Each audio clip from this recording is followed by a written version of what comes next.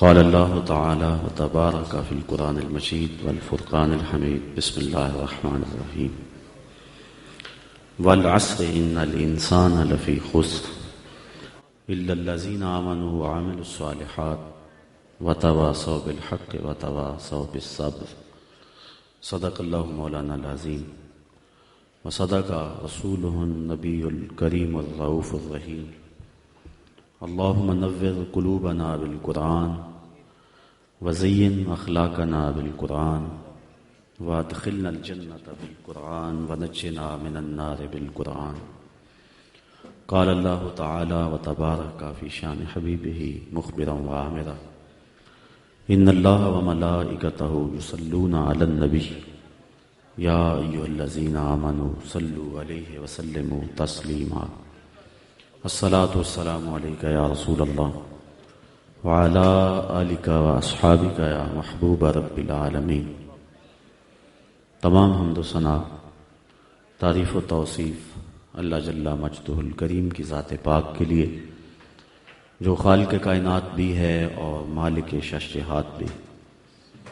اللہ جل وعلا کی حمد و ثنا کے بعد حضور نبی اکرم شفیع امم رسول محتشم نبی مکرم اللہ کے پیارے امت کے سہارے رب کے محبوب دانائے غیوب مالک رقاب امم فخر عرب و عجم والی کون و مکان سیاہ لا مکان سید انس و جاں سرور لالا رخاں نیر تاباں سر نشین مہوشاں ماہ خوباں شہنشاہ حسینہ تتمہ دوراں سر خیل زہرہ جمالاں جلوہ صبح ازل نور ذات لم یزل باعث تکوین عالم فخر آدم و بنی آدم نیر بطحا رازدار ما اوہا شاہد ما طغا صاحب علم نشرہ معصوم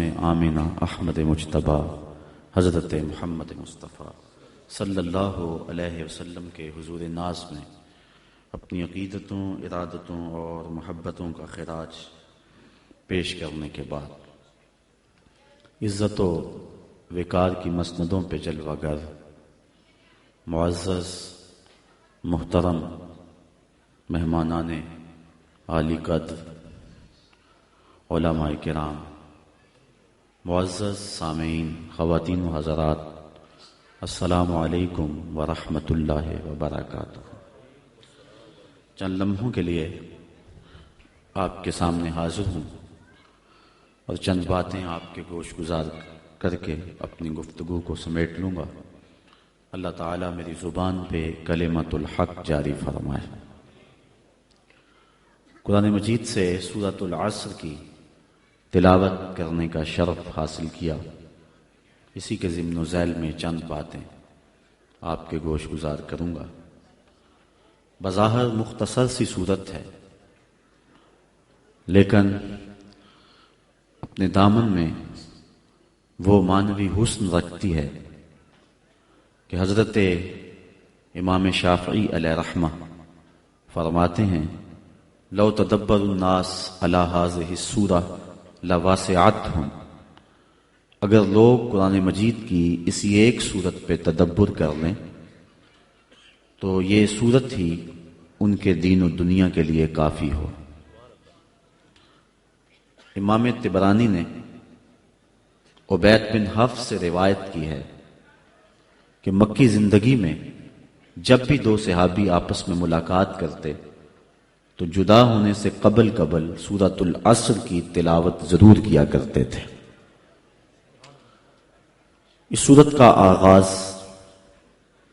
ایک قسم سے ہو رہا ہے، اور قسم ہے عصر کی، والعصر قسم ہے عصر کی۔ امام رازی جیسے شخص نے عصر کے 4 معنی بیان فرمائے۔ عصر سے مراد مطلق زمانہ اے الدہر، قسم ہے زمانے کی، انسان خسارے میں ہے۔ دوسرا معنی عصر سے مراد وقت عصر ہے، جب سورج ڈھل جائے اور ہر چیز کا سایہ اس کے اصلی سائے سے 2 گنا ہو جائے، تو اس وقت سے لے کر کے غروب تک وقت عصر ہوتا ہے۔ جس طرح اللہ تعالیٰ نے چاشت کے وقت کی قسم سورۃ الضحیٰ میں فرمائی، یہاں سورۃ العصر میں اللہ نے عصر کے وقت کی قسم فرمائی۔ تیسرا معنی، عصر سے مراد نماز عصر ہے۔ نماز عصر کی اہمیت کے پیش نظر نماز عصر کی قسم فرمائی گئی ہے۔ چوتھا معنی جس کو امام رازی نے بیان فرمایا، امام قرطبی بھی بیان فرماتے ہیں، اور میں اس پر ہی چند باتیں آپ کے گوش گزار کرنی ہے۔ عصر سے مراد وہ کہتے ہیں زمانہ خاص ہے، اور اس سے مراد زمانہ رسالت مآب صلی اللہ علیہ وآلہ وسلم ہے۔ فرمایا محبوب مجھے قسم تیرے زمانے کی، انسان خسارے میں ہے۔ اس کی دلیل امام رازی ارشاد کرتے ہوئے فرماتے ہیں کہ جس طرح سورۃ البلد میں اللہ تعالیٰ نے اپنے محبوب کے مکان کی قسم فرمائی، تو سورۃ العصر میں محبوب کے زمان کی قسم فرمائی۔ تو ارشاد فرمایا محبوب مجھے تیرے مکان کی بھی قسم، مجھے تیرے زمان کی بھی قسم۔ سورۃ البلد میں ارشاد فرمایا محبوب مجھے اس شہر کی قسم۔ یہ سورت بالاتفاق سورت مکی ہے، اس پر کوئی مفسرین کی دوسری رائے موجود نہیں ہے۔ تو پھر حاذا کا اشارہ قریب کے لیے ہے، تو اس شہر سے مراد شہر مکہ ہے۔ تو مکہ کی قسم کیوں فرمائی گئی؟ شہر مکہ عزتوں کا ظرف ہے، اس میں اللہ کا گھر کعبۃ اللہ ہے، مقام ابراہیم ہے، چاہے زمزم ہے، صفا اور مروہ اللہ کی نشانیاں ہیں۔ یہ وہ بابرکت شہر ہے جس کے چپے چپے پہ برکتیں پھیلی ہوئی ہیں۔ خیال اس سمت جاتا ہے کہ شاید اس شہر کی قسم اس لیے فرمائی گئی ہو کہ یہاں اللہ کا گھر کعبہ ہے، چاہے زمزم ہے، دیگر عزتوں کی جگہیں ہیں، لیکن اگر بات کو یوں ہی تشنا چھوڑ دیا جاتا تو شاید جو ہمارے دل میں ہے کوئی زبان پہ نہ لانے دیتا، اور اگر ہم زبان پہ لاتے تو عقیدتوں کا شاخسانہ قرار دیا جاتا۔ لیکن اللہ تعالیٰ نے آگے خود ہی وضاحت فرما دی کہ اے لوگو میں شہر مکہ کی قسم کیوں فرما رہا ہوں۔ عزتوں کی جگہیں اپنی جگہ پہ، لیکن اس شہر کی قسم اس لیے فرما رہا ہوں وَأَنْتَ حِلٌّ بِهَذَا الْبَلَدِ، محبوب اس شہر کی گلیوں میں تو چلتا رہا ہے، اس شہر کی ہواؤں نے تیری سانسوں کو چوما ہوا ہے، اس لیے میں اس شہر کی قسم فرما رہا ہوں۔ علماء کے مابین اس میں اختلاف ہے کہ مکہ افضل ہے یا مدینہ افضل۔ بعض نے کہا مکہ افضل، دلائل دیے، بعض نے کہا مدینہ افضل، اس پہ دلائل دیے۔ لیکن ایک شخص کی بات مجھے بڑی پسند آئی۔ ایک محقق کہتا ہے کہ جب حضور مکے میں تھے تو مکہ افضل تھا، جب مدینے میں آ گئے تو مدینہ افضل ہو گیا۔ یہ سارا مجد و شرف حضور کے دم سے ہے، جہاں جہاں وہ گزرتے گئے شرف پھیلتا گیا۔ اور اگر میں نشور وحدی کا لہجہ ادھار لے لوں تو اس نے کہا تھا کہ چند لمحوں کے لیے ٹھہرے تھے تم جس پیڑ کے نیچے، سنا ہے آج تک اس پیڑ کا سایہ مہکتا ہے۔ اور ظہوری کا انداز سادہ ہے لیکن ہے 2 قدم آگے۔ وہ کہتا ہے مکے کی ہواؤں میں، طیبہ کی فضاؤں میں ہم نے تو جدھر دیکھا سرکار نظر آئے۔ یا رسول اللہ۔ تو جہاں جہاں سے وہ گزرتے گئے وہاں شرف پیدا ہوتا گیا۔ وہ کہتا ہے جب حضور مکے میں تھے تو مکہ افضل تھا، اور جب مدینے میں آ گئے تو مدینہ افضل ہو گیا۔ تو اللہ تعالیٰ نے اس آیت کریمہ کے اندر اپنے محبوب کے شہر مکہ کی قسم فرمائی، اور اس کی وجہ بھی ارشاد کی کہ محبوب مکے میں تم رہتے ہو، تمہارا گھر ہے، تمہارے بسیرے ہیں، اس لیے مجھے شہر کی قسم۔ تو امام رازی فرماتے ہیں جس طرح سورۃ البلد میں اللہ نے اپنے محبوب کے مکان کی قسم فرمائی، یہاں سورۃ العصر میں اللہ نے اپنے محبوب کے زمان کی قسم فرمائی۔ محبوب مجھے تیرے مکان کی بھی قسم، مجھے تیرے زمان کی بھی قسم۔ والعصر، اس سے مراد ہے محبوب کا زمانہ، قسم ہے محبوب کے زمانے کی، چونکہ مجد و شرف محبوب کے زمانے میں ہے۔ بغداد میں ایک شخص روٹیاں بیچتا تھا، جو تازی روٹی وہ 1 روپے کی، جو باسی روٹی وہ 2 روپے کی۔ کسی نے اس کو روک کر کے پوچھا کہ کیا ماجرا ہے، باسی روٹی تو 8 آنے کی ہونی چاہیے اور تم اس کو 2 روپے کی بیچ رہے ہو؟ اس نے کہا کوئی لیتا ہے یا نہیں، میرا ریٹ یہی ہے۔ کہا بتا تو صحیح کہ باسی روٹی قیمتی زیادہ کیسے ہے؟ تو اس نے کہا کہ یہ جو باسی روٹی ہے اس کو تازہ روٹی کی نسبت 1 دن حضور کے زمانے سے قربت زیادہ ہے، حضور کی قربت کی وجہ سے اس کا وزن ہے اور اس کی قیمت ہے۔ تو کائنات میں جس کو بھی عزت ملی اور جس کے پاس بھی کوئی شرف ہے وہ حضور کے دم سے ہے۔ ہم نے قطرہ دیکھا نہ کبھی دریا پہ غور کیا، بس جہاں تیری جھلک نظر آئی وہیں ڈوب گئے۔ تو اس نسبت کے دم سے بہار ہے اور کائنات کا سارا حسن حضور کے قدموں میں ہے۔ تو کہا محبوب مجھے قسم تیرے زمانے کی، انسان خسارے میں ہے۔ اب انسان تو خسارہ ماننے کو تیار نہیں ہے، وہ کہتا میں تو خسارے میں نہیں ہوں، میں تو ہواؤں کے دوش پہ اڑتا ہوں، میں تو کائنات کو نخچیر بنایا ہوا ہے، زمانہ میرا باج گزار ہے، ستاروں پہ کمندے میں ڈال چکا ہوں، میں اپنی زندگی کو آسائشوں سے بھر لیا ہوا ہے، کہاں وہ گھاس پھوس کے جھونپڑے اور کہاں عالی نصب کوٹھیاں، کہاں کھانے کے لیے نان شبینہ بھی میسر نہیں تھا اور کہاں اتنے کھانے کہ انتخاب مشکل ہو جاتا ہے، کہاں پیوند لگے ہوئے کپڑے اور کہاں اتنے لباس ہیں کہ بدلنے کی باری نہیں آتی ہے۔ تو میں تو خسارے میں نہیں ہوں، میں تو ہواؤں کے دوش پہ اڑتا ہوں، میں تو سمندر کی تہوں میں اتر جاتا ہوں، میں تو پوری دنیا کو گلوبل ولیج بنا لیا ہوا ہے، میں تو کائنات کا سارا حسن کشید کر لیا ہے، میں تو خسارے میں نہیں ہوں۔ اللہ کہتا ہے محبوب مجھے قسم تیرے زمانے کی، یہ خسارے میں ہے، یہ خسارہ ماننے کو تیار نہیں، اور اللہ کہتا ہے محبوب مجھے تیرے زمانے کی قسم یہ خسارے میں ہے۔ تو امام رازی فرماتے ہیں، آپ فرماتے ہیں جو خسارہ ہے یہ انسانیت کا ہے، اگر یہ ہواؤں کے دوش پہ اڑتا ہے تو یہ انسان کا کمال نہیں ہے، یہ تو چڑیا بھی اڑتی ہے، یہ تو مکھی بھی اڑتی ہے، اگر یہ پانی میں تیرتا ہے تو یہ تو مچھلی بھی تیرتی ہے، اگر اس نے آسائشیں اور سہولتیں اپنے لیے تلاش کر لی ہیں تو وہ تو دوسری مخلوقات کو بھی حاصل ہیں۔ تو انسان کا خسارہ ہے، انسان کا یہ جو عروج جس کی یہ کہانی سنا رہے یہ حیوانیت کا عروج ہے، اس کی انسانیت کہاں گئی؟ ہواؤں کے دوش پہ تو اڑتا ہے لیکن من کی دنیا سے تو نا آشنا ہے، یہ ستاروں پہ کمندے تو ڈال رہا ہے، ہم سائے کی تو خبر نہیں سے کو، یہ دنیا کے اوپر بڑا باخبر شخص ہے لیکن اسے جو ہے وہ اپنے من کی خبر بھی نہیں ہے۔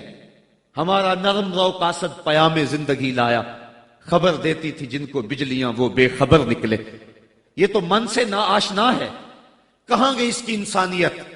یہ ہواؤں میں اڑتا ہے، اگر چاند کی چھاتی پہ قدم رکھ چکا ہے وہاں سے خاک لا کے دکھاتا پھرتا ہے کہ یہ میں نے جو چاند سے خاک جو ہے وہ اکٹھی کی تھی اور یہ دیکھو میں تمہارے سامنے رکھ رہا ہوں۔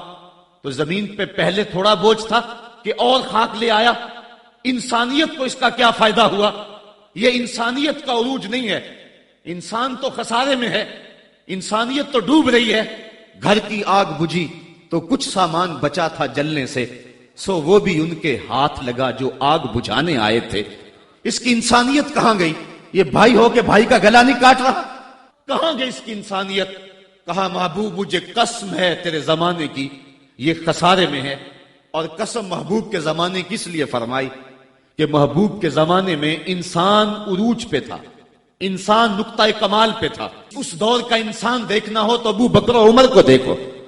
تو کہا محبوب مجھے قسم تیرے زمانے کی، یہ انسان خسارے میں، اگرچہ یہ ہواؤں کے دوش پہ اڑتا ہے لیکن اس کی انسانیت لٹ چکی ہے۔ اور اگر اس نے انسان دیکھنا ہے تو محبوب آئے تیرے دور میں، یہ تو بھائی بھائی کا گلا کاٹ رہے، خون سفید ہو گیا، ایکسیڈنٹ میں جو بچ جاتے ہیں وہ مرنے والوں کی گھڑیاں اتارتے ہیں.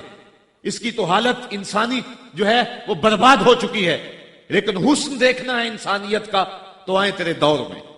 جب ایک شخص زخموں سے چور تڑپ رہا ہے اور کہتا ہے العطش، ہائے مجھے پیاس لگی ہے، ایک بندہ کہیں سے پانی کا پیالہ لیے اس کی پیاس بجھانے کے لیے آگے بڑھتا ہے اور اس کو پانی دیتا ہے اور وہ بھی ہونٹوں تک لے آتا ہے کہ دوسری طرف سے آواز آتی ہے العطش، تو یہ پیالہ اسی وقت پیچھے کر دیتا ہے اور کہتا ہے میرے بھائی کو شاید زیادہ پیاس لگی ہے، پہلے اسے دے دو، مجھے بعد میں دینا.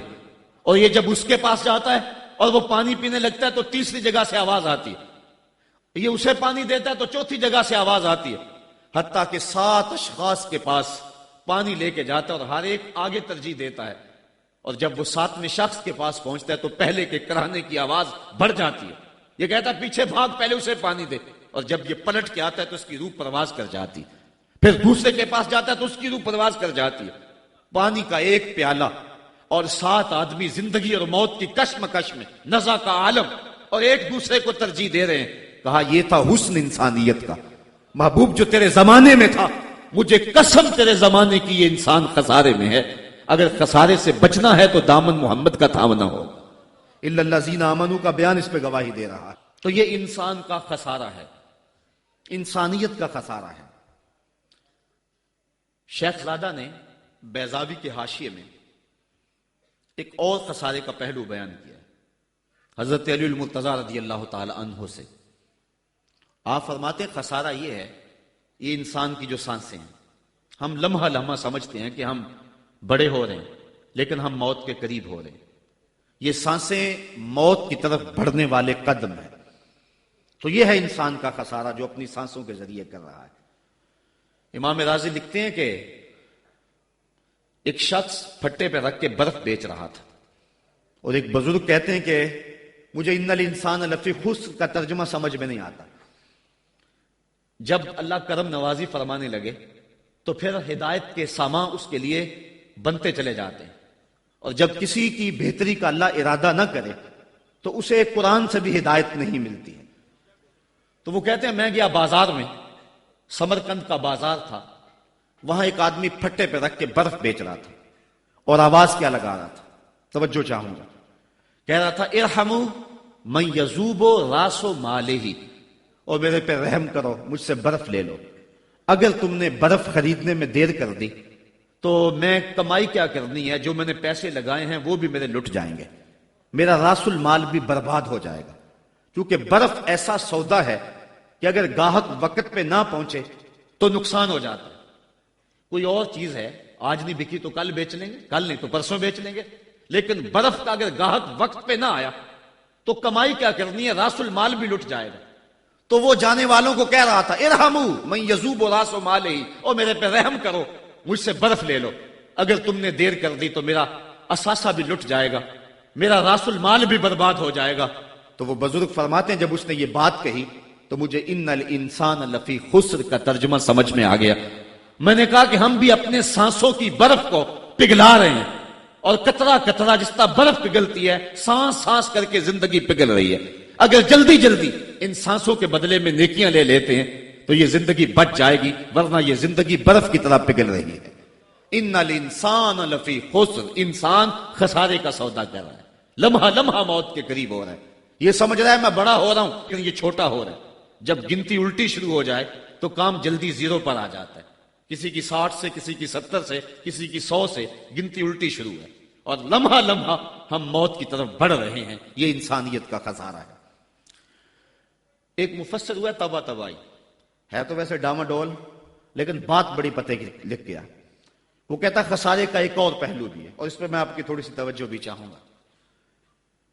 وہ کہتا ہے خسارہ یہ ہے کہ اللہ نے ایک شے کو ایک حسن دیا ہے تو دوسرے حسن سے اسے محروم رکھا ہے، تو وہ شے کہتی ہے کہ میں خسارے میں. اس کی مثال وہ کہتا ہے یہ پھول ہیں، ان میں خوشبو ہے لیکن روشنی نہیں ہے، اندھیرے میں آپ ان سے چراغاں نہیں کر سکتے. تو پھول کہیں گے ہم خسارے میں، ہمارے میں خوشبو تو ہے لیکن روشنی نہیں. چاند میں روشنی ہے لیکن اس میں خوشبو نہیں ہے، تو چاند کہتا ہے میں خسارے میں کہ میرے میں روشنی تو بڑی ہے، میرے دم سے کائنات میں اجالے تو پھیل جاتے لیکن خوشبو نہیں ہے. میں خسارے میں ہوں۔ ایک بچہ کہتا ہے میرے میں بچپنے کی معصومیت تو ہے لیکن جوانی کا بانکپن نہیں ہے، لہذا میں خسارے میں ہوں۔ ایک جوان کہتا ہے میرے میں جوانی کا حسن تو ہے لیکن بڑھاپے کا تجربہ نہیں ہے، لہذا میں خسارے میں ہوں۔ اور ایک بوڑھا کہتا ہے کہ میرے میں بڑھاپے کا تجربہ تو ہے لیکن اب بچپنے کی وہ معصومیت کہاں، وہ کاغذ کی کشتی، وہ بارش کا پانی۔ اور اقبال کہتا ہے، آپ کے شہر اقبال میں آیا ہوں، وہ کہتا ہے کہ جنبش زنجیر در سے لطف آتا تھا مجھے، وہ کنڈی بھی ہلتی تھی تو اس سے بھی لطف آ جاتا تھا، آج تو نغمے بھی نہیں نہ بہلاتے، لیکن اس بچپن میں کنڈی کے ہلنے سے بھی لطف آ جاتا تھا تو غم بھول جایا کرتے تھے۔ وہ کیا کسی نے کہا تھا کہ اپنے جل جانے کا بھی احساس نہیں تھا، جلتے ہوئے شعلوں کو چھیڑا کرتے تھے، اب تو ایک آنسو بھی رسوا کر جاتا ہے، بچپن میں جی بھر کے رویا کرتے تھے، اب تو وہ رونے کا حسن بھی نہیں نہ رہا۔ تو کہا کہ میرے پاس بڑھاپے کا تجربہ تو ہے لیکن بچپنے کی معصومیت نہیں ہے، لہذا میں خسارے میں ہوں۔ ایک شب زندہ دار کہتا ہے کہ میرے پاس سحری کے آنسو تو ہیں لیکن علم کا بانکپن نہیں ہے، اور ایک عالم کہتا ہے کہ میرے پاس علم کے کمال تو ہیں لیکن تہجد کے سجدے نہیں ہیں، لہذا میں خسارے میں ہوں۔ بلبل کہتی ہے میرے لہجے میں تو حسن ہے لیکن میرے بازوؤں میں طاقت نہیں ہے، لہذا میں خسارے میں ہوں۔ شیر کہتا میرے بازوؤں میں تو طاقت ہے لیکن میرے پر نہیں ہے کہ میں اڑ سکوں، لہذا میں خسارے میں ہوں۔ کوئل کہتی ہے میرے لہجے میں تو جادو ہے لیکن رنگ میرا کالا ہے، لہذا میں خسارے میں ہوں۔ مور کہتا ہے میرے پروں میں تو حسن ہے لیکن میرے پاؤں بدصورت ہیں، لہذا میں خسارے میں ہوں۔ تو وہ کہتا ہے کہ کائنات کی ہر شے کسی نہ کسی طرح خسارے میں ہے، لیکن پھر کہتا ہے اگر تمہیں شوق ہو کہ ایک ذات ایسی بھی دیکھیں جس میں خسارہ نہ ہو تو آؤ مدینے کی گلی میں آ جاؤ۔ حسن کی ساری شوخیاں، جمال کے سارے کریمے اور حسن کا سارا بانکپن اگر ایک ذات میں دیکھنے کا شوق آ جائے، حسن یوسف دم عیسیٰ ید بیضا داری، ہما دارند آنچ خوباں تو تنہا داری۔ کائنات حسن جب پھیلی تو لا محدود تھی اور جب سمٹی تو تیرا نام بن کے رہ گیا۔ اگر یہ شوق ہو کہ کائنات کے سارے حسن ایک پیکر میں دیکھیں تو کہا اس کے لیے میں نے ایک محمد ہی بنا دیا ہے۔ سارے حسن ایک پیکر میں آپ کو ملیں گے، سارے کمال اور سارے جمال اور سارے عروج اور ساری عزتیں اور سارے مراتب آپ کو ایک ذات میں جمع ملیں گے، اور محمد ہوتا ہی وہ ہے جو مجمع کمالات ہو۔ تو کہا کہ یہ ہے ایک خسارے کا پہلو، اور کائنات میں ایک ہی شخص ہے جو خسارے سے بچا ہوا ہے۔ اب جو اس ذات سے وابستہ ہوگا وہ بھی خسارے سے بچ جائے گا۔ الا الذین آمنوا، جس کے ہاتھ میں یہ دامن ہوگا وہ خسارے سے بچ جائے گا، ورنہ خسارے سے کوئی بچ نہیں سکتا۔ نہ دولت بچا سکتی ہے، نہ اقتدار کی بچھی ہوئی مسندیں خسارے سے بچا سکتی ہیں، نہ کوئی اور انسان کو دنیاوی کمال خسارے سے بچا سکتا ہے۔ اگر خسارے سے بچنا ہے تو ہاتھوں میں دامن مصطفیٰ لینا ہوگا۔ وہ کبھی آپ نے دیکھا ہوگا، اب تو وہ دور بدل گیا، وہ چکی ہوتی تھی جس میں وہ گندم پیستے ہیں، مختلف چیزیں، تو اس کے دو پتھر ہوتے ہیں، ایک نیچے والا ساکن، اوپر والا متحرک، تو درمیان میں اس کے ایک کلی ہوتی ہے جس کے ارد گرد اس کو گھماتے ہیں، تو وہ جو دانے ہیں وہ درمیان خالی جگہ میں ڈالتے ہیں، اس کو گالا کہتے ہیں، اس میں ڈالتے ہیں اور پھر اس چکی کو گھماتے ہیں، تو جو دانے اس مرکز سے، اس کلی سے ہٹ جاتے ہیں وہ پس جاتے ہیں، اور جو اس کلی سے لگ کے رہتے ہیں وہ بچ جاتے ہیں۔ کہا محبوب مجھے قسم تیرے زمانے کی، انسان خسارے میں ہے، الا الذین آمنوا، بچے گا وہ جو تیرے دامن سے لپٹ جائے گا۔ اور یہ میں مفہوم ایمان کا جو آپ کے سامنے دامن مصطفیٰ سے تمسک اختیار کرنا، یہ میری جذباتیت کا کمال نہیں، حقیقت ہی یہ ہے۔ علامہ سعد الدین تفتازانی علیہ رحمہ شرح قائد میں لکھتے ہیں کہ ایمان ہے کیا؟ آپ فرماتے ہیں الایمان ہے تصدیق بما جاء بہ النبی صلی اللہ علیہ وسلم، حضور کے علاوہ ایمان ہو ہی نہیں سکتا ہے، یہ ممکن ہی نہیں ہے۔ اور یہ بات بھی ذہن میں بٹھا لیں کہ حضور سے ذہنی تعلق کا نام ایمان نہیں ہے، حضور سے قلبی تعلق کا نام ایمان ہے، اور یہ میرے مسلک کی پہچان ہے۔ صرف ذہنی تعلق کا نام ایمان نہیں ہے، قلبی تعلق کا نام ایمان ہے۔ اس کو مزید سہل کروں تو حضور کو نبی جاننے کا نام ایمان نہیں ہے، نبی ماننے کا نام ایمان ہے۔ ورنہ کتنے لوگ تھے جانتے تھے لیکن ایمان نہ لائے۔ الذین آتیناہم الکتاب یعرفونہ کما یعرفون ابناءہم، جن کو ہم نے کتاب دی وہ ایسے جانتے تھے جس طرح بیٹوں کو جانا کرتے، لیکن اس کے باوجود ایمان نصیب نہیں ہوا۔ ایمان جاننے کا نام نہیں ہے، ایمان ماننے کا نام ہے۔ پھول کو بلبل جانتی نہیں مانتی ہے، اگر مانتی نہ ہوتی تو پھول کے گرد رقص سے بسمل کے تماشے نہ کرتی۔ شمع کو جانتے سارے ہیں لیکن مانتا صرف پروانہ ہے۔ تو ایمان جاننے کا نام نہیں ہے، ایمان ماننے کا نام ہے۔ اور جہاں تک جاننا بمانہ ادراک ہے تو وہ تو آج تک میرے رسول کو کوئی جان ہی نہ سکا۔ سب سے زیادہ قربت تو حضرت سیدنا صدیق اکبر رضی اللہ تعالی عنہ کو حاصل تھی۔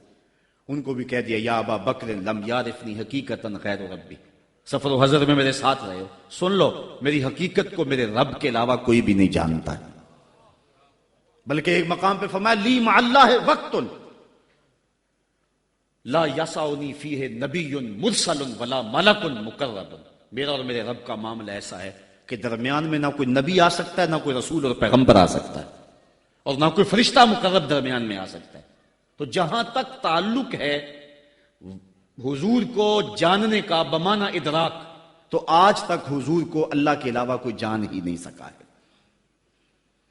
مولوی کا تو دماغ خراب ہو گیا کہ وہ مسجد میں ترازو رکھ کے بیٹھ گیا اور نبی کو تولنے لگا۔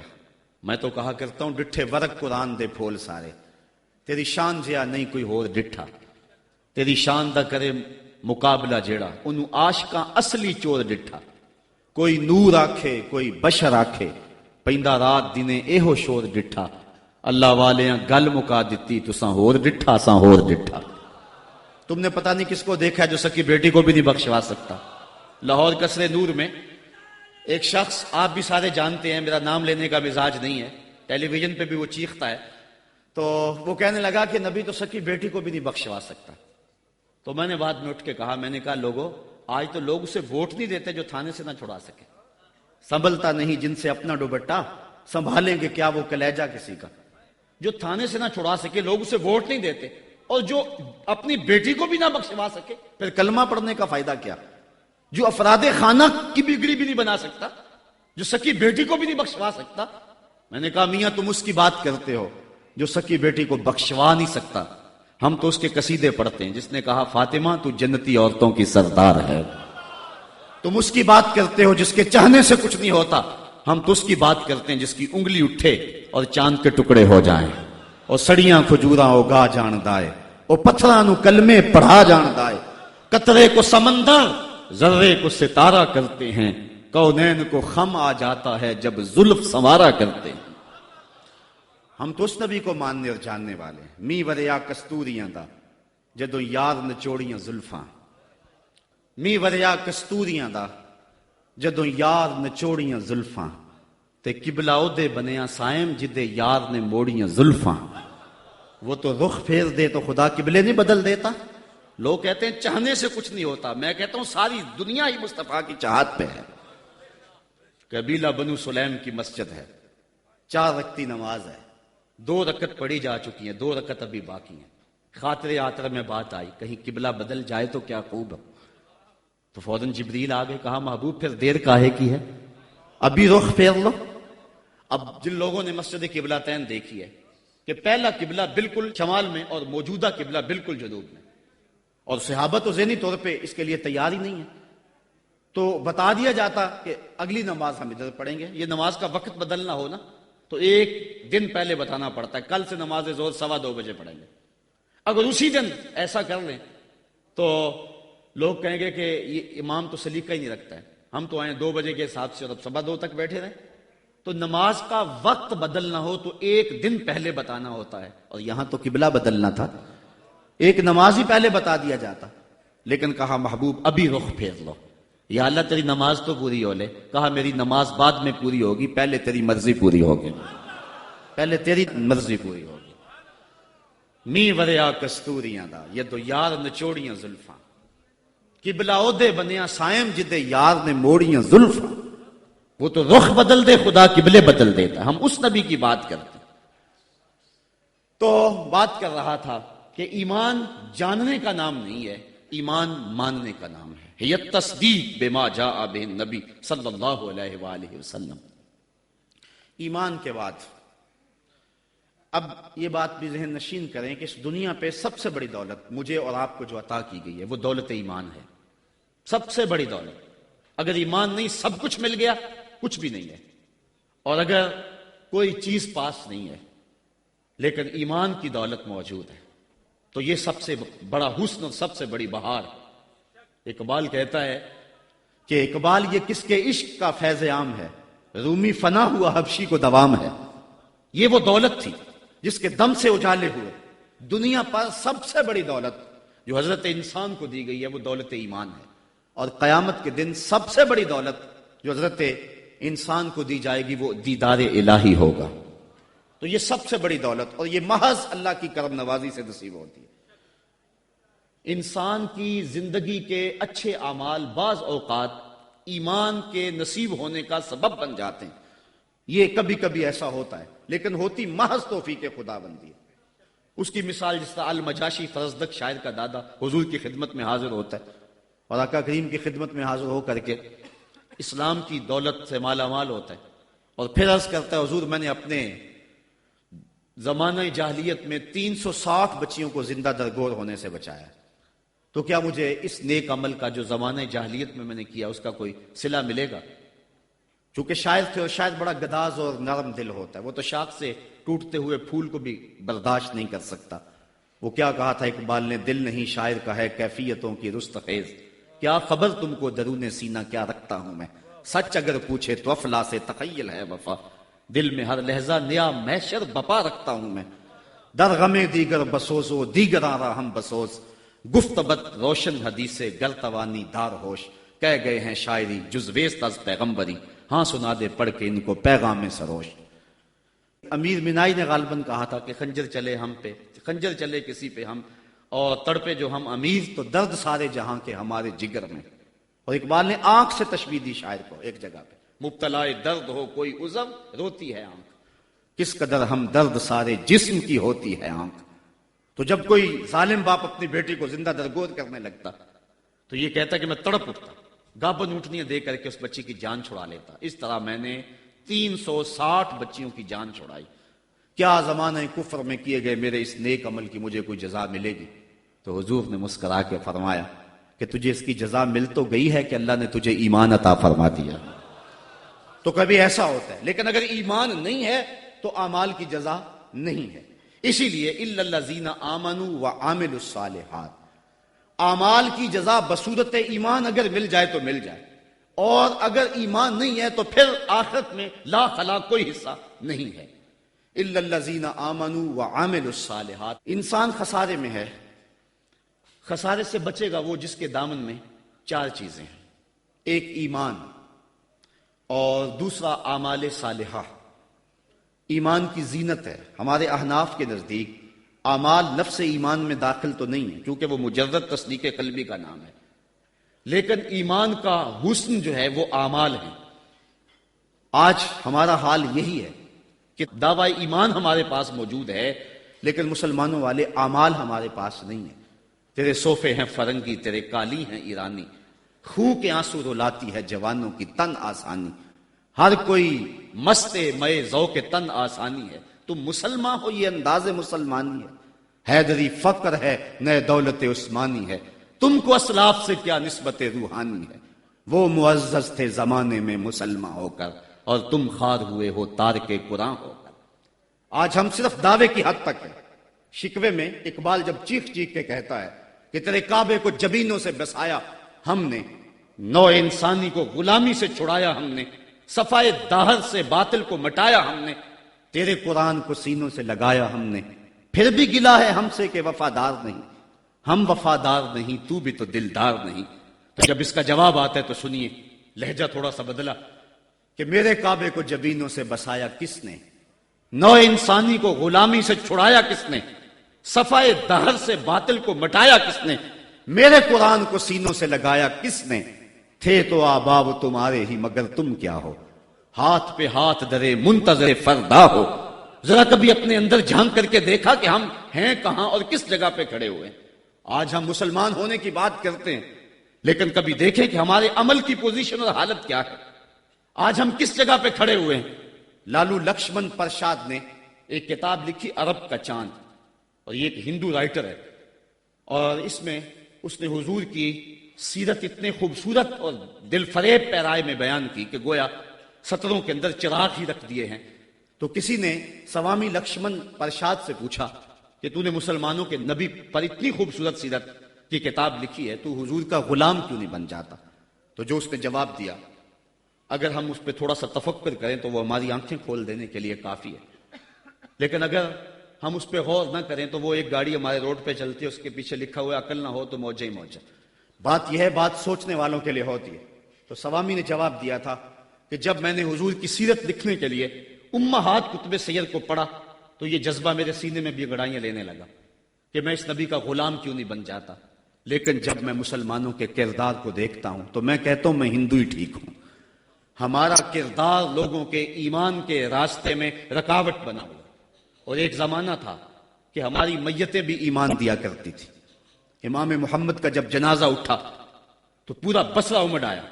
یہودی عیسائی کہنے لگے مسلمانوں کا امام جا رہا ہے اور اس کا آخری دیدار ہے، چلو تم بھی آخری دیدار میں شامل ہو جاؤ اور جنازے میں شامل ہو جاؤ. لوگ ذوق و شوق کی فراوانی میں آگے بڑھ بڑھ کے جنازے کی چارپائی کو کندھا دے رہے تھے. تو اگر کسی عیسائی اور کسی یہودی کا جی چاہا کہ میں بھی مسلمانوں کے امام کے جنازے کی چارپائی کو کندھا دوں تو ہمیں تاریخ بتاتی ہے پھر جس کا کندھا امام محمد کے جنازے کی چارپائی کو چھوا اس کے لبوں پہ کلمہ جاری ہو گیا. ہمارے بزرگوں کی تو لاشیں بھی کلمہ دیا کرتی تھیں، اور آج ہماری زندہ لاشیں لوگوں کے ایمان کے راستے کے اندر رکاوٹ بنی ہوئی. ہم کبھی غور کریں، رو رہی ہے آج ایک ٹوٹی ہوئی مینا اسے، کل تلک گردش میں جس ساکی کے پیمانے رہے. خیر تو ساکی سہی لیکن پلائے گا کسے، اب نہ میں کش رہے باقی نہ میں خانے رہے. رو رہے ہیں آج وہ دشت جنو پرور جہاں رقص میں لیلا رہی، لیلا کے دیوانے رہے. وائے ناکامی متائے کارواں جاتا رہا، کارواں کے دل سے احساس زیاں جاتا رہا. جن انگاروں پہ اس وقت میں اور امت مسلمہ اور آپ کھڑے ہیں، کون اس سے بے خبر نہیں ہے؟ کابل میں کون لٹ رہا ہے؟ کندھار میں کس کی گردنیں کاٹی جا رہی ہیں؟ اور شبرغان کے اندر کس کے بالوں کو نوچ کر کے زخموں میں تیزاب چھڑکا جا رہا ہے؟ غزہ کی پٹی میں کس کے بچے ذبح کیے جا رہے ہیں؟ موصل میں ام احمد کس محمد بن قاسم کو پکار رہی ہے؟ کندھار میں، کابل میں، دشت لیلا میں، تورا بورا میں، کسورا میں اور دریائے آمو کے دونوں کناروں پر جو قیامت بپا ہے، کبھی ہم نے احساس کیا 1.40 کروڑ انسان اس وقت خانمہ برباد ہیں. 56 اسلامی ریاستیں آج بے بس نظر آتی ہیں اور بے حسی کی ایسی چادر اوپر تنی ہوئی ہے کہ کسی کو احساس ہی نہیں ہو رہا، اور متاع کارواں بھی لٹا چلا جا رہا ہے. ہم تو صرف 313 تھے اور دنیا کو ناکو چنے چبوا کے رکھ دیے. تاریخ اس واقعہ کو کبھی نہیں بھول سکتی جب ابو جہل نے اپنا سفیر بھیجا اور اپنا جاسوس بھیجا عمیر کہ جا مسلمانوں کو دیکھ کر کے آ کتنے ہیں. تو واپس آ کے اس نے جو خبر دی وہ بڑی حوصلہ افزا تھی، اس کے لیے حوصلہ افزا تھی. اس نے صنادید قریش کو اکٹھا کر کے کہا کہ یہ عمیر کی رپورٹ سنو. یہ کہتا ہے صرف 3 اونٹ کھا سکیں گے، یعنی 300 سے اوپر نیچے. ان کے پاس اسلحے بھی پورے نہیں ہیں. تو میری مشاورت یہ ہے صبح لڑائی کی نوبت نہیں آئے گی، رسیاں کٹھی کرو، صبح انہیں پکڑیں گے، اونٹوں کی پشتوں پہ جکڑیں گے اور جا کے حرم کعبہ کی دیواروں کے ساتھ باندھ دیں گے. جو بعد میں دور دور سے لوگ آیا کریں گے ان کو ان کا تماشا دکھایا کریں گے. یہ نئے لوگ تھے جنہوں نے ایک نئے دین کی داغ بیل ڈالی تھی. جب یہ ساری باتیں وہ کر چکا تو عمیر نے جو بات کہی تاریخ نے اس کو محفوظ کیا. عمیر کہنے لگا تم کہتے ہو رسیاں کٹھی کرو، میں اس قوم کو دیکھ کے آیا ہوں. اگر میری بات مانتے ہو تو رات کی تاریکی میں بھاگ سکتے ہو تو بھاگ جاؤ. واللہ میں نے ایسے لوگ دیکھے ہیں. اس کے لفظ ہیں ولیکن رأیت یا معشر قریش البلایا تحمل المنایا. اے قریش کے سرداروں اتنا بھی تکبر میں نہ آؤ. میں ان آنکھوں سے دیکھ کر کے آیا ہوں کہ یثرب کی اونٹنیاں اپنی پشتوں پہ نری موتیں اٹھا کے لے آئی ہیں اور وہ زخمی سانپوں کی طرح پیچو تاب کھا رہے ہیں، اور کل ان میں سے کوئی مرے گا نہیں جب تک تم میں سے ایک ایک کو لڑ نہیں جاتا. تو اگر تمہارے اتنے لوگ مارے جائیں تو افسوس ہے تمہارے جینے پہ. تم کہتے ہو رسیاں کٹھی کرو، میرا مشورہ ہے رات کی تاریکی میں بھاگ سکتے ہو تو بھاگ جاؤ. پھر اگلے دن عزیمت کی جو داستاں مسلمانوں نے رقم کی، اس دن کو میرے رب نے بھی یوم فرقان کہہ کے پکارا. آج اگر ہم دیکھیں اپنے آپ کو، ہم کس جگہ پہ کھڑے ہیں؟ 1,40,00,000,000 انسان اور یہ ہجوم اور 56 اسلامی ریاستیں، اور آج ہمارے اوپر جو حال ہے، آج ہے رسوا زمانے میں کلاه لالا رنگ. جو سراپا ناز تھے ہیں آج مجبور نیاز. آج ہم جس جگہ پہ کھڑے ہوئے کون نہیں جانتا ہے. ہر سمت دکھ ہی دکھ پھیلا ہوا ہے. ہمیں بڑی سنجیدگی سے سوچنے کی ضرورت ہے اور اپنے عمل کے محاسبے کی ضرورت ہے. یہ پچھلے دن گجرانوالہ میں بھی سڑکوں پہ لوگ نکل آئے تو میں بھی لوگوں میں شامل تھا. اور کون شخص ہے کہ جس کو امریکہ کے ساتھ ہمدردی ہوگی اور بش کے لیے دل میں کوئی نرم گوشہ ہوگا؟ وہ بدبخت شخص جس کی آستین کے ایک ایک تار سے مسلمانوں کا لہو ٹپکتا ہے. تو میں نے لوگوں کو جو جوش و غضب میں نعرے لگا رہے تھے، ایک بات میں نے کہی تھی.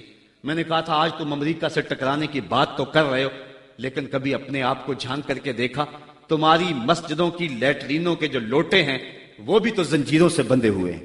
یہ تمہاری اخلاقی گراوٹ کی کہانی ہے.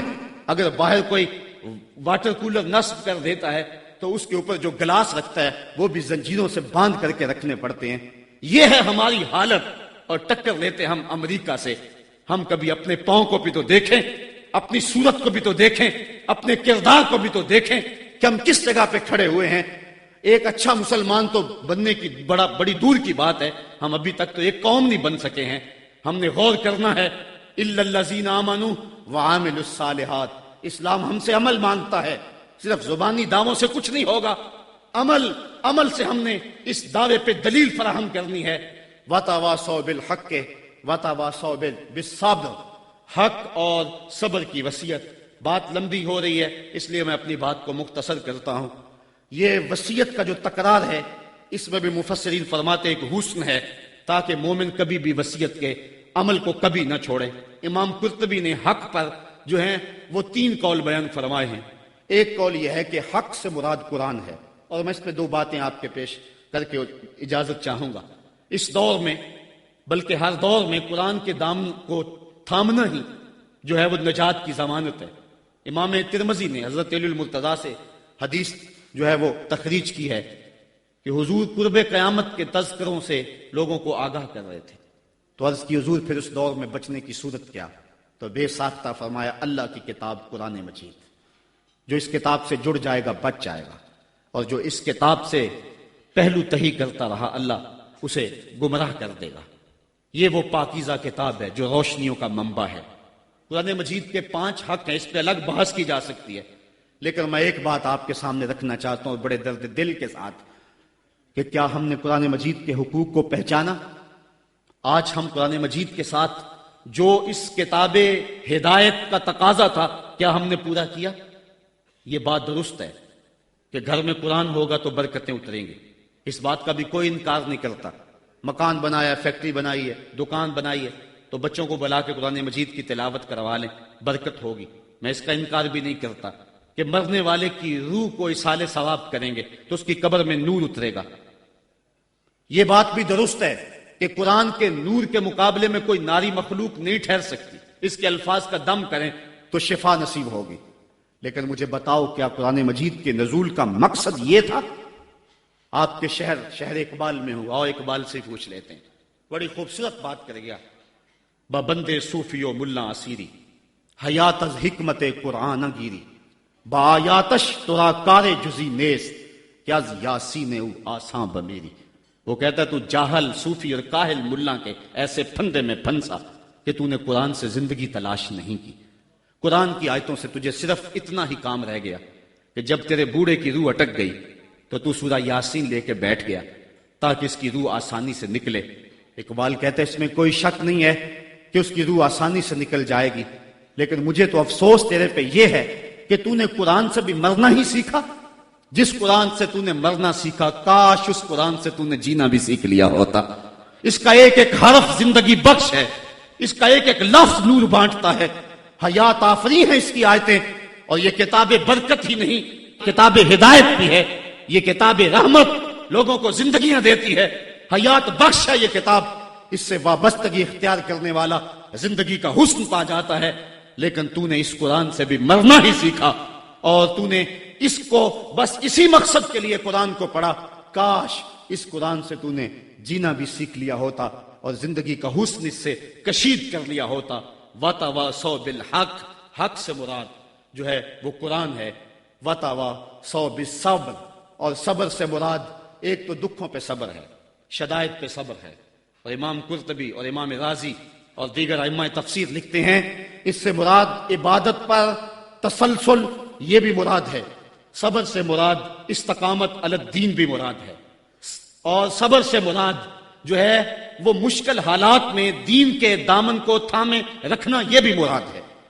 آج میری اور آپ کی حالت یہ ہے کہ آج ایک فیشن کے طور پہ یہ بات کہی جاتی ہے جی دین پہ چلنا بڑا مشکل ہے۔ میں پوچھتا ہوں دین پہ آج چلنا مشکل ہے یا جب بلال حبشی چلے تھے تو اس وقت چلنا مشکل تھا؟ آج تو ہم مسجد میں آئے تو قالین بچھے ہوئے تھے، گرم پانی دستیاب تھا، ہیٹر چل رہے تھے، اور ہم کہتے دین پہ چلنا بڑا مشکل ہے۔ ذرا ان سے پوچھو جن کی چمڑی بھی ادھیڑ کے رکھ دی گئی، جن کے جسموں کو لوہے کی کنگھیوں سے چھید دیا گیا، لیکن انہوں نے نہیں کہا تھا کہ دین پہ چلنا مشکل ہے۔ حضرت بلال حبشی کو جو ہے وہ سنگریزوں پہ کھینچا جاتا ہے اور وہ کنکر ان کے جسم میں کھپ جاتے ہیں اور کھینچ کر کے پھر نکالا جاتا ہے، کبھی تپتے ہوئے کوئلوں پہ ان کو رکھا جاتا ہے۔ امیہ بن خلف چنگاڑتا ہے بلال رک جاؤ چمڑا ادھیڑ دیں گے، لیکن بلال مسکرا کے کہتا ہے تو ترش شروع ہو کے گالی ہزار دے، یہ وہ نشہ ہی نہیں جسے ترشی اتار دے۔ اور بدنامی سے بڑھتا ہے محبت کا جنون، نشہ اتنا ہی تیز ہوتا ہے جتنی ہوا لگتی ہے، تو جو کرنا ہے کر۔ بلکہ بلال حبشی کو تپتی ہوئی ریت پہ لٹایا اور سینے پہ رکھا پتھر، اور بلال مسکرا رہے، اور کوئی شخص پاس سے گزرا، کہا بلال مسکرا رہے ہو اور یہ تمہارے اوپر اتنا ظلم اور جبر کر رہے ہیں؟ تو بلال حبشی نے جو جواب دیا، کہا تم بازار میں جاتے ہو نا مٹی کا برتن خریدنے، تو اس کو بھی ٹھونک بجا کے دیکھتے ہو کہ اس کی آواز تو ٹھیک ہے کہیں کچا تو نہیں ہے۔ کہا تم تو برتن بھی خریدتے ہو تو ٹھونک بجا کے دیکھتے ہو، میرا رب بلال کی خریداری کر رہا ہے، وہ ٹھونک بجا کے دیکھ رہا ہے کہ کہیں بلال کچا تو نہیں ہے۔ میں کہتا ہوں مالک خرید لے بلال کو، خرید لے بلال کو، یہ کچا نہیں ہے، تیری راہ میں جان بھی مارنی پڑی تو قربان کر دے گا۔ آج شور ہم نے ڈالا ہوا ہے، بڑا مشکل ہے دین کے اوپر چلنا۔ ذرا اس کی کہانی بھی پڑھو، ذرا اس کی زندگی بھی دیکھو کہ جس کی دونوں ٹانگوں کو دونوں اونٹوں کے ساتھ باندھ دیا گیا اور کہا پھر جا اپنے نظریے سے، ورنہ ابھی جب اونٹوں کو ہانکیں گے تیرا جسم چر جائے گا اور دو حصوں میں تقسیم ہو جائے گا۔ اس نے کہا کر لو جو کرنا ہے۔ اور جب اونٹوں کو ہانکا لگایا گیا، ہمیں تاریخ بتاتی ہے کہ جب اس کا جسم چرنے لگا اور سرخ سرخ قطرے گرنے لگے تو ہماری عقل تو یہی کہتی ہے کہ اس نے چیخوں سے آسمان کو سر پہ اٹھا لیا ہوگا، لیکن ہمیں تاریخ نے بتایا جب تک زباں بولتی رہی اس کے لبوں پہ یہی تھا، فزت برب الکعبہ، فزت برب الکعبہ، کعبے کے رب کی قسم میں زندگی کی بازی جیت گیا ہوں۔ آج شور ہم کر رہے ہیں، یار ہم سے تو وہ عورت اچھی، ابھی دور کی بات نہیں ہے، اقبال نے نظم کیا، وہ ایران کی طاہرہ نامی عورت جس کو ایک کنویں کے کنارے کھڑا کیا، اس کے سامنے اژدہا ڈالے اس کنویں کے اندر اور بچھو ڈالے اس کنویں کے اندر، کہا پھر جا اپنے نظریے سے ورنہ اس میں پھینک دیں گے تجھے۔ اس نے کہا مجھے ایک رات کی مہلت دے دو، کہا جا دی۔ رات گزر گئی، پھر وہاں لے جایا گیا، کنویں کے کنارے کھڑا کیا گیا، وہ کنواں جس میں اس کے سامنے بڑے بڑے سانپ اور اژدہا ڈالے تھے، کہا پھر جا اپنے نظریے سے ورنہ تجھے دھکا دے دیں گے اور یہ سانپ تیری بوٹیاں نوچ لیں گے۔ اس نے کہا پھینک دو۔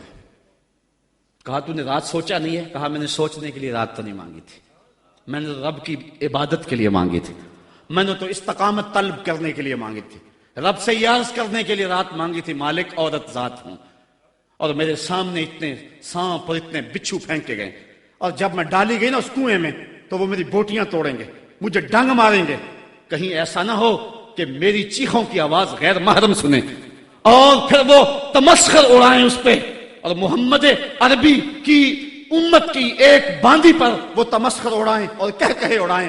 میرے مالک مجھے صبر دے دے، مجھے حوصلہ دے دے، اور میں نے رب سے یہ حوصلہ مانگ لیا ہے، اب پھینک دو، تم میری چیخ نہیں سنو گے۔ ہم میں سے تو وہ عورت اچھی تھی، اور آج ہم جو ہے وہ کہتے ہیں بڑا چلنا مشکل ہے دین پہ۔ ان کی چمڑیاں بھی ادھیڑ دی گئی، حضرت خباب بن ارت کے ساتھ کیا نہ ہوا، حضرت سمیہ کے ساتھ کیا نہ ہوا، حضرت زنیرہ کے ساتھ کیا نہ ہوا، پڑھیں تاریخ۔ عظیمتوں پہ مشتمل تمہاری تاریخ ہے، اور آج ہم کس جگہ پہ کھڑے ہیں، اور آج ہم دین کے لیے تھوڑی سی تکلیف بھی برداشت نہیں کرتے، بلکہ ہماری بے غیرتی کا حال تو یہ ہے کہ بیرون ملک جانے کے لیے لوگ اپنے آپ کو مرزائی نہیں لکھ رہے۔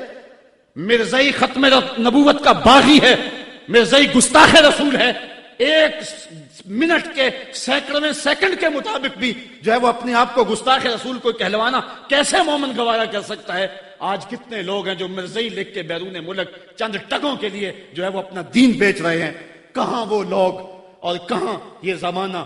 وتواصوا بالصبر، دکھ آئے گھر میں چولہا نہ جلے کوئی بات نہیں ہے، ہمارے نبی کی یہ سنت بھی ہے، ایک ایک مہینہ گھر میں کبھی چولہا حضور کے نہیں جلا کرتا تھا۔ امام منذری نے لکھا ہے کہ حضور جب آئے نا حضرت سیدنا سلمان فارسی کے گھر کے اندر، انہوں نے ایک دن حضور کو گزرتے ہوئے دیکھا، دعوت کی، تو جب حضور کے سامنے کھانا رکھا گیا تو آنکھیں اشک بار ہو گئے، اور پھر ایک روٹی لی اور چند بوٹیاں ایک خادم کے ہاتھ میں دیتے ہوئے کہا جاؤ ہمارے گھر دے آؤ، میری بیٹی فاطمہ کتنے دنوں سے بھوکی بیٹھی ہے، مال کے کونین ہیں گو پاس کچھ رکھتے نہیں، دو جہاں کی نعمتیں ہیں ان کے خالی ہاتھ میں۔ صاحبو میرا لہجہ تھوڑا سا آج بے ترتیب ہو گیا ہے، لیکن آج میں اور آپ دیکھیں کہ ہم کس جگہ پہ کھڑے ہیں۔ وتواصوا بالصبر، حق اور صبر کی وصیت، اس کو کبھی بھی نہ چھوڑیں۔ حضرت عمر فاروق رضی اللہ تعالیٰ عنہ کی جب سانس ٹوٹ رہی تھی، ایک انصاری آپ کا حال پوچھنے آیا اور اس کی شلوار ٹخنوں سے نیچے لٹک رہی تھی۔ اس نے کہا حضرت آپ کا کیا حال ہے؟ کہا اللہ کا شکر ہے میرا حال تو ٹھیک ہے، جوان تیرا حال ٹھیک نہیں ہے۔ اس نے کہا حضرت کیا ہوا؟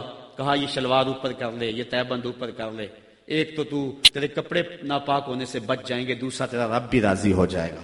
اور اس کے بعد آپ کی سانس ٹوٹ گئی اور دائی اجل کو لبیک کہہ گئے۔ تو وصیت کے عمل کو آج ہم نے چھوڑ دیا ہوا ہے، اور آج ہماری جو حالت ہے اور جس جگہ پہ ہم کھڑے ہیں اسی کشتی کو ہے خوف تلاطم صد حیف، منہ موڑ دیے تھے جس نے بڑھتے ہوئے طوفانوں کے۔ ہم توڑتے تھے تو زمانہ ہمیں راستہ دیتا تھا، دنیا ہماری باج گزار تھی اور ہم کائنات کے حکمراں تھے، لیکن آج وہ لمحے، وہ اندلس کی کہانیاں اور وہ سسلی اور سکلیا کے اندر جو کچھ ہماری جو ہے وہ عظیمتوں کی کہانیاں تھیں، آج کہاں ہیں؟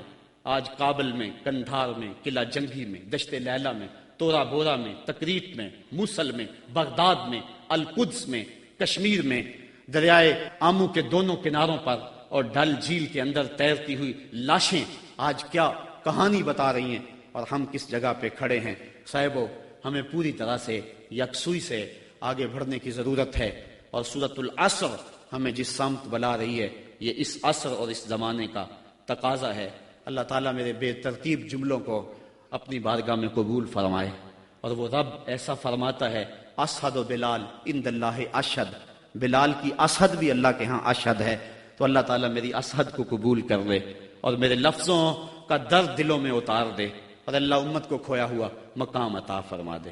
کار ما آخر شدو آخر زما کار نشد، مشتے خاکے ما غبارے کوچائے یارے نشد۔ ورنہ جی تو نہیں چاہتا تھا کہ بات کو چھوڑوں، جی چاندہ اس رات نو میں محشر دی فجر تک روک لواں، جے وس چلے میرا تے سونے نو حشر تک روک لواں۔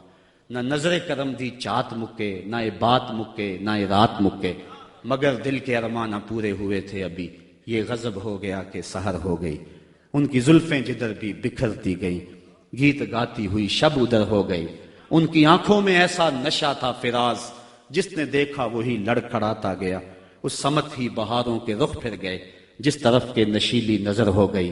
چاند گہنا گیا، مہر شرما گیا، حسن ہر ایک شے کا سوا ہو گیا۔ ان کے آنے کا یارو مزہ آ گیا، پوری دنیا ہی شیر و شکر ہو گئی۔ کن کی کنجی ہے جس کی زباں وہ نبی، جس کی قرآن ہے داستاں وہ نبی۔ ان کی نظروں کی وسعت کی کیا بات ہے، جب بنی ہم پہ ان کو خبر ہو گئی۔ تم سے فریاد ہے اے گنبد خضرا والے، کعبے والوں کو ستاتے ہیں کلیسا والے۔ وآخر دعوانا ان الحمد۔ حضرت علامہ فاضل نوجوان ثاقب رضا مصطفائی افکار و خیالات کا اظہار فرما رہے تھے۔ بقول ان کے بے ترتیب الفاظ انہوں نے قلوب و اذہان میں جو تلاطم بپا کیا ہے، میری دعا ہے کہ اللہ رب العزت اس کا اثر تادیر قائم رکھے۔ جھنجھوڑ دینے والے افکار، خوبصورت دل فریب نہیں دل نشیں انداز کے ساتھ انہوں نے پیش کیا کہ چہرہ گردش ماحول نکھر جائے گا، ایٹمی دور کا انسان سدھر جائے گا، اے نئے دور تجھے امن کی حاجت ہے اگر، اے نئے دور تجھے امن کی حاجت ہے اگر، تھام لے دامن سرکار سنور جائے گا، اے نئے دور تجھے امن کی حاجت ہے اگر، تھام لے دامن سرکار سنور جائے گا۔ کہ یہ آرزو نہیں کہ قائم یہ سر رہے، یہ آرزو نہیں کہ قائم یہ سر رہے، میری دعا تو ہے کہ تیرا سنگ در رہے، میری دعا تو ہے کہ تیرا سنگ در رہے، اور اے ساقی تیری خیر تیرے میں کدے کی خیر، اے ساقی تیری خیر تیرے میں کدے کی خیر، ایسی پلا کہ جس کا نشہ عمر بھر رہے، ایسی پلا کہ جس کا نشہ عمر بھر رہے۔ اور شعر قابل توجہ ہے، سب احباب بالخصوص صاحبان تصوف کی خصوصی توجہ چاہوں گا کہ فرقت کی سختیاں مجھے منظور ہیں مگر، فرقت کی سختیاں مجھے منظور ہیں مگر، اتنا ضرور ہو کہ تجھے بھی خبر رہے، اتنا ضرور ہو کہ تجھے بھی خبر رہے، اور اے جانے جاں تو ہی تو ہے مقصود کائنات، اے جانے جاں تو ہی تو ہے مقصود کائنات، میرا نشان رہے نہ رہے تو مگر رہے، میرا نشان رہے نہ رہے تو مگر رہے، یہ آرزو نہیں کہ قائم یہ سر رہے، میری دعا تو ہے کہ تیرا سنگ در رہے، میری دعا تو ہے کہ تیرا سنگ در رہے۔